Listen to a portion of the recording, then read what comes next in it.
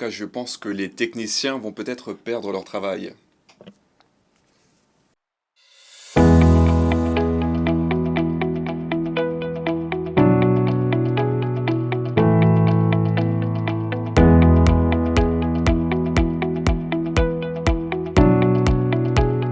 Breaking news at the real time. Don't forget.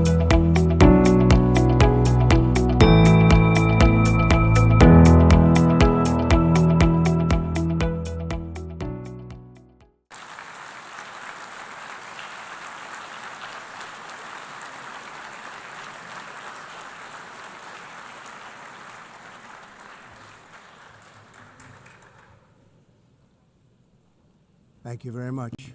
Merci beaucoup. Merci.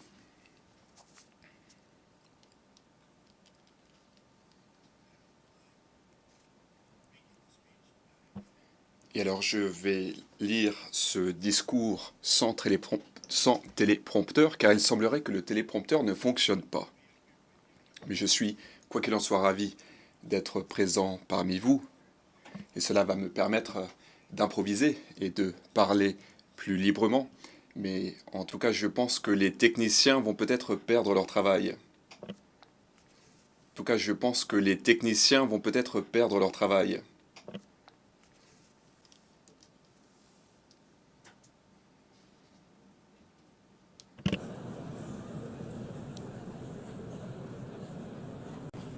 Hello, Madam First. Bonjour à la Première Dame.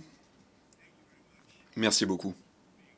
Merci de votre présence, Madame la Présidente, Monsieur le Secrétaire Général, Madame la Première Dame des États-Unis, Mesdames et Messieurs les délégués, les ambassadeurs, Mesdames et Messieurs les dirigeants. Cela fait 6 ans que je me suis adressé à vous ici à cette tribune. Le monde était pendant mon premier mandat prospère, en paix, et depuis, eh bien, les armes ont ébranlé la paix que j'avais établie sur 2 continents. L'ère de stabilité a été remplacée par une période caractérisée par les plus grandes crises auxquelles l'humanité est confrontée. Pendant 4 ans, les États-Unis ont été caractérisés par le radicalisme, par la faiblesse en raison de l'administration de mon prédécesseur. Et notre pays a connu de nombreux revers. Mais il y a 1 an, alors que notre pays se trouvait dans une situation catastrophique, depuis 1 an, donc, les États-Unis affichent la meilleure performance au monde depuis mon retour à la Maison-Blanche, et aucun pays, nous sommes absolument inégalés. Nous avons une économie en plein essor, des frontières sûres, notre armée est la plus forte, nous avons des amitiés solides, et nous avons un esprit, un caractère sans pareil. Le fait est que les États-Unis connaissent un âge d'or. Nous sommes rapidement en train d'inverser la tendance et nous réparons les dégâts économiques que nous avons hérités de l'administration précédente, notamment avec des augmentations de prix, une inflation galopante, une inflation jamais vue auparavant. Mais depuis mon retour au pouvoir, nous avons réduit le coût de l'énergie, le coût du carburant, le coût des denrées alimentaires, il y a eu une réduction du prix des hypothèques et nous avons également réussi à maîtriser l'inflation. Bon, ce qui est en hausse, par contre, c'est les cours de la bourse. Les cours de la bourse qui ont atteint un niveau record. À vrai dire, nous avons multiplié par 40 les cours de la bourse. Il y a donc un essor économique, l'industrie manufacturière est également en plein essor, la bourse se porte mieux que jamais auparavant, et je pense que vous, présents dans la salle, vous en bénéficiez également, tout le monde en bénéficie. Et surtout, les revenus, les salaires des employés augmentent plus rapidement que jamais depuis 6 décennies. Et en fin de compte, c'est ça qui compte. Pendant les 4 années du président Biden, eh bien, il y a eu moins de 1000 milliards de dollars d'investissement aux États-Unis. Et en l'espace de 8 mois, depuis ma prise de fonction, eh bien, nous avons réussi à obtenir des engagements pour quelques 17 000 milliards de dollars. Donc 1000 milliards de dollars pour les 4 ans de l'administration Biden, et depuis mon retour au pouvoir, 17 000 milliards de dollars d'investissement aux États-Unis. Cet argent afflue des 4 coins du monde. Nous avons mis en œuvre des réductions d'impôts, du jamais vu dans l'histoire de notre pays. Nous avons également supprimé de nombreuses réglementations afin que ce pays soit une fois encore le meilleur pays au monde pour les affaires. Et d'ailleurs, beaucoup des personnes présentes dans la salle investissent aux États-Unis. Et ce sont de très bons investissements, comme le montrent ces 8 derniers mois. Nous avons donc bâti la meilleure économie pendant mon premier mandat. C'était la meilleure économie au monde, dans l'histoire du monde. Et je suis en train de faire la même chose aujourd'hui. Mais cette fois-ci, nous allons aller encore plus loin. L'économie va se porter encore mieux. Et à vrai dire, les chiffres dépassent nos attentes pendant notre premier mandat. Pour ce qui est de la frontière au sud des États-Unis, nous avons endigué une invasion à grande échelle au cours des 4 derniers mois. Et pendant 4 mois consécutifs, le nombre de migrants illégaux ayant franchi notre frontière s'élève à 0. C'est difficile à croire, car si on regarde ce qui s'est passé, ne serait-ce qu'il y a un an, il y avait à vrai dire des millions et des millions de personnes qui affluaient du monde entier, des prisonniers, des personnes déséquilibrées, des trafiquants de drogue, qui venaient du monde entier, qui affluaient dans notre pays en raison d'une politique ridicule, la politique des frontières ouvertes de l'administration Biden. Notre message est clair, si vous venez illégalement aux États-Unis, eh bien vous irez en prison ou vous retournerez dans votre pays, voire même encore plus loin. Et vous savez ce que j'entends par là. Je souhaiterais remercier El Salvador pour l'excellent travail mené à bien par ce pays pour recevoir et pour incarcérer de nombreux criminels qui avaient franchi les frontières de notre pays.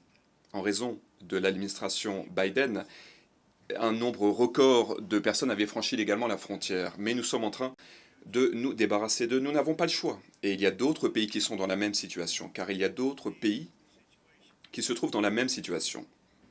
Pour ce qui est de la migration, c'est en train de détruire vos pays. Et donc vous devez faire quelque chose. À l'échelle internationale, les États-Unis, une fois encore, sont respectés comme jamais auparavant.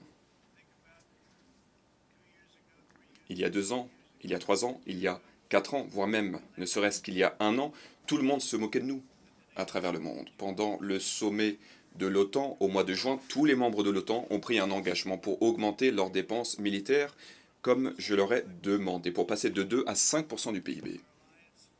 Notre alliance est aujourd'hui plus forte, plus puissante qu'elle ne l'a jamais été dans son histoire. Au mois de mai, je me suis rendu au Moyen-Orient afin de rendre visite à mes amis pour rebâtir nos partenariats dans le Golfe. Ce sont des relations qui nous sont chères avec l'Arabie Saoudite, le Qatar, les Émirats Arabes Unis et d'autres pays également. Et je pense que nous avons un partenariat plus solide que jamais auparavant.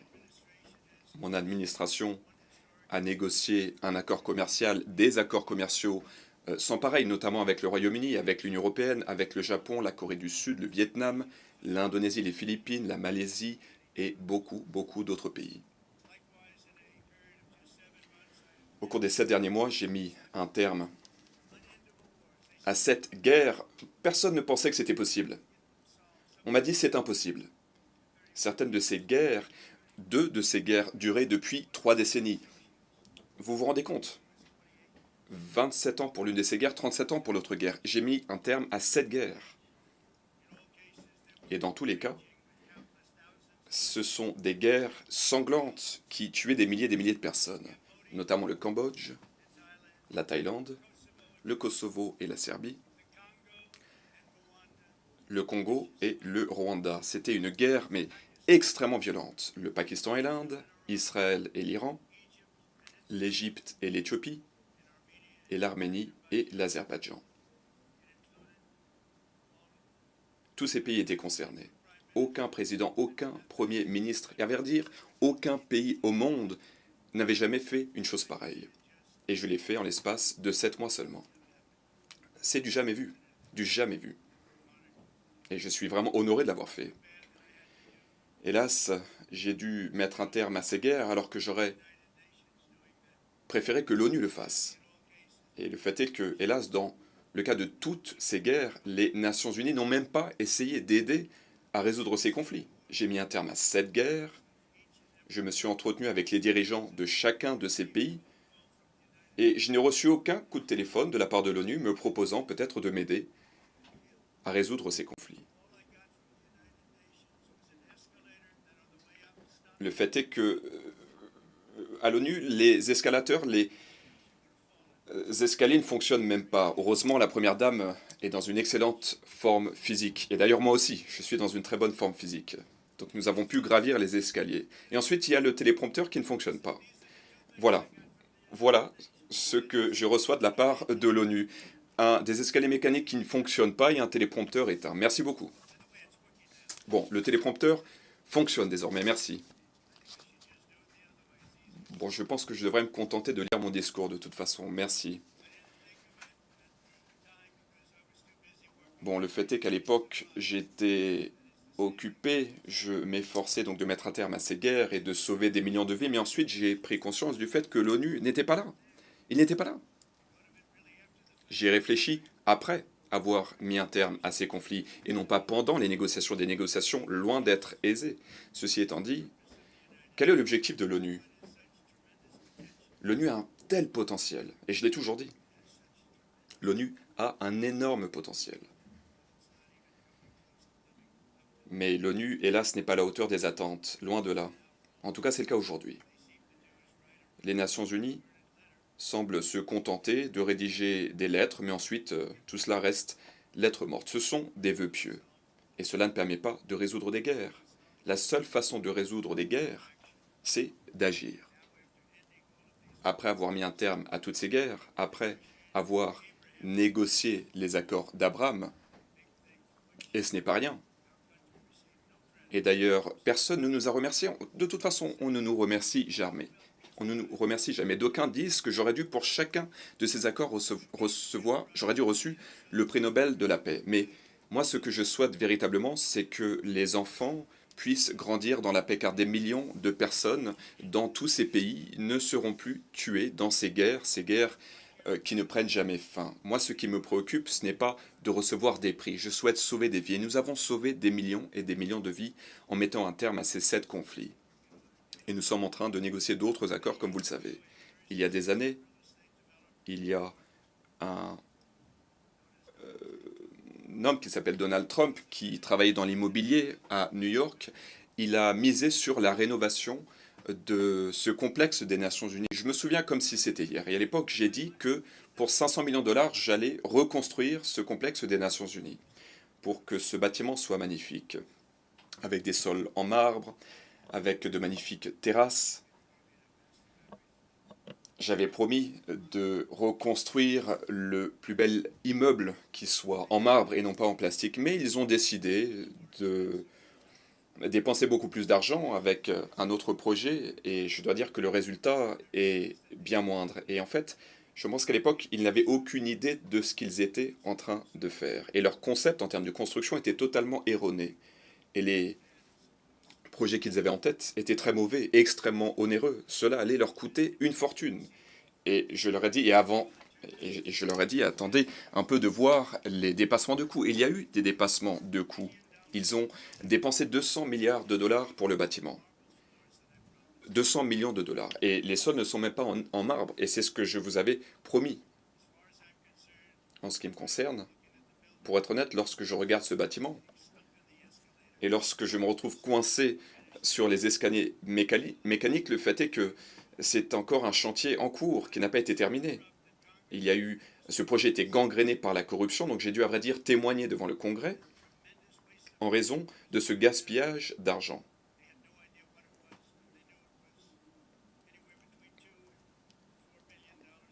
Entre 2 et 4 milliards ont été dépensés au lieu des 5 millions prévus.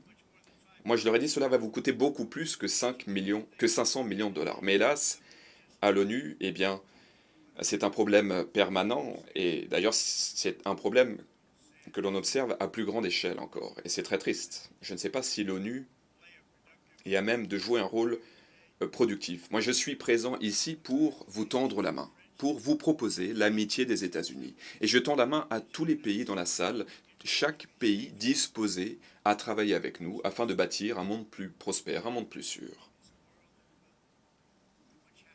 Et d'ailleurs, ce sera un monde beaucoup plus heureux. nous pouvons bâtir un avenir plus radieux. C'est à notre portée. Mais pour cela, nous devons rejeter les méthodes qui se sont révélées erronées. Nous devons travailler main dans la main pour relever les plus grands défis de l'histoire de l'humanité. Et quel est le principal défi? Quelle est la principale menace? Eh bien, ce sont les armes les plus destructrices jamais conçues par l'homme. Et comme vous le savez, les États-Unis disposent de cette arme. Et comme je l'ai fait pendant mon premier mandat, mon objectif pour moi est d'endiguer ces menaces. C'est ma priorité. Et il faut commencer par un pays, l'Iran. Ma position est simple. Le principal parrain du terrorisme ne peut posséder les armes les plus dangereuses du monde. Voilà pourquoi, peu après ma prise de fonction, j'ai dit que Donc j'ai envoyé une lettre au guide suprême et j'ai proposé la coopération pleine et entière. En contrepartie, l'Iran doit s'engager à cesser son programme nucléaire. Quelle était la réponse du régime? Ils ont continué à proférer des menaces à l'endroit de leurs voisins, ils continuent de menacer les intérêts américains dans la région, ils continuent de menacer des pays, de grands pays qui se trouvent dans la région. Et aujourd'hui, beaucoup des anciens commandants militaires de l'Iran, presque tous, à vrai dire, nous ont quittés, ils sont morts.